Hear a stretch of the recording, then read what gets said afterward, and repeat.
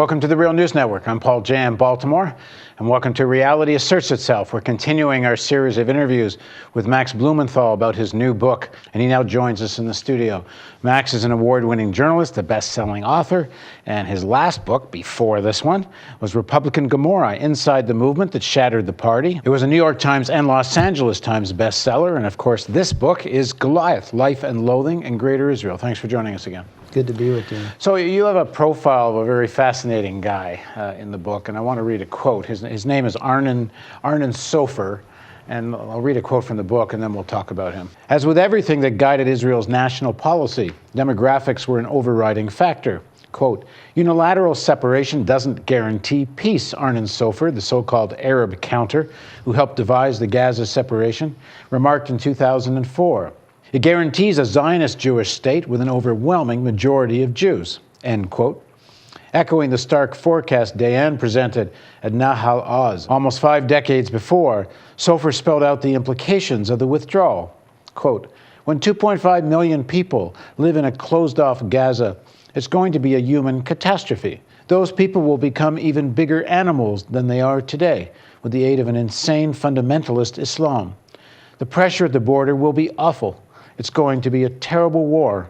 So if we want to remain alive, we have to kill and kill and kill all day, every day. If we don't kill, we will cease to exist. So tell us about Arnon Sofer, because when I read this quote, I first of all wanted to know, well, is this some like crazy guy on the margins of Israeli society? And I went and we'll put up his picture for you. This guy's a real guy. Sofer is one of the University of Haifa founders, amongst other things. Since 1970, he taught, mentored, and is involved at the IDF, Israeli Defense Forces Command and Staff College. In 1978, he became a professor of the National Defense College and was appointed head of the college research center in 2007. He's retired now, but he teaches senior people in the military. And this is his quote, kill, kill, kill if we want to exist. Yeah, I mean, I think it's important to see everything that's happened since 1893 as something that is as a blueprint that's been meticulously planned and designed to confine the Palestinians to as small a space as possible, with the most Palestinians in the smallest space, to reserve the most land for Jewish Israelis.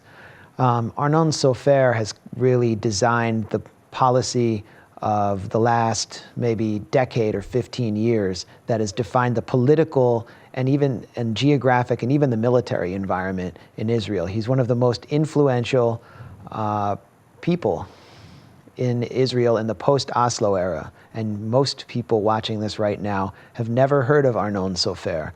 Arnon Sofer is nicknamed by his colleagues at Haifa University Arnon the Arab Counter. And that's because he is a demographer who's obsessed with conceiving policies and plans to engineer the Jewish demographic majority until well into the future.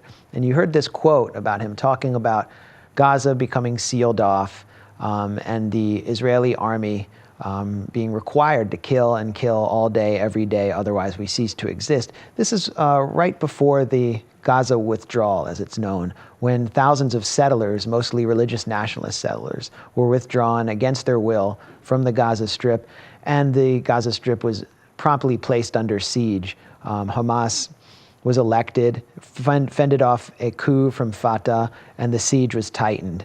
And Arnon Sofer's prediction really came to bear. The Israeli military calls it mowing the lawn, but they mount these periodic strikes with or escalations, which culminated with Operation Cast Lead with drones, where they're constantly attacking and harassing the civilian and population of Gaza, and also attacking whatever military targets they can find. And this relates to the general policy of separation. Israel has officially separated with Gaza. It no longer has settlements there. It has no desire to be among the people, and so they have basically become surplus humanity. Gaza has to be warehoused. Then Sofer devised this policy because the Gaza Strip consists of 80% refugees who actually have connections to land inside Israel, primarily in southern Israel, were ethnically cleansed in 1948 and in the years afterwards, and they'd like to return. So this is a way of maintaining the Jewish demographic majority. But even before that, Sofer produced an influential monograph called Israel 2000 to 2020, where he predicted the end of a Jewish demographic majority between the river and the sea, unless Israel carried out a certain blueprint. And he sold Ariel Sharon on this blueprint right before Sharon became prime minister. And it demanded that Israel build a separation wall within the West Bank, surrounding the major Jewish settlement blocks and bringing them into what would be a future Jewish state, then confining the Palestinians to what he called three sausages, which are the three major Bantustans of the West Bank, which we talked about before, the three major population areas. This was what convinced Sharon to begin building the separation wall, which has caused so much misery among Palestinians. And it's actually a policy that the Israelis, that Sofer refers to as hafradah, or separation, which is really eerily reminiscent of the Afrikaans phrase apartheid, which means separateness. And it's through this policy, Sofer's ideas have influenced and even animated the political reality today in Israel, where Palestinians from the West Bank and Gaza have basically disappeared from Israeli life, or they're not as present inside Israel proper. And so Benjamin Netanyahu is able to boast of this kind of one-way peace and preside over it, where Israelis are at the beach in Tel Aviv, they're at cafes in West Jerusalem, and they don't fear Palestinians anymore, and they hardly see them anymore. Early in the 90s, Yitzhak Rabin declared his goal was to take Gaza out of Tel Aviv, and that's happened under Netanyahu. During the Second Intifada, when there was a wave of suicide bombings, Haaretz, the voice of the liberal Israeli public, declared that the repression campaign in the West Bank of the Israeli army was a war for croissants in the morning and beer in the evening, because it was the cafes of the enlightened public that were under attack, the bars of the enlightened public that were under attack by suicide bombers. It was Benny Morris's cafe that was bombed in Jerusalem that led him to this extreme right-wing conclusion that Palestinians have to be placed into a cage. So they have been put in a cage under Sofer's policies in the Gaza Strip and increasingly in the West Bank.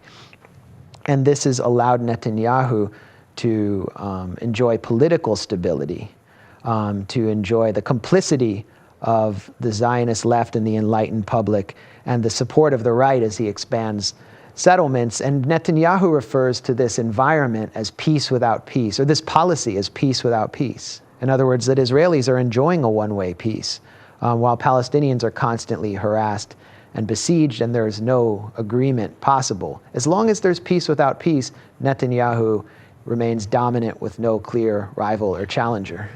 All right, thanks for joining us. Thanks for having me. And in the next segment of our interview, we're going to talk about some of the criticism of Max's book. Please join us for the next segment of our interview with Max on Reality Asserts Itself on the Real News Network.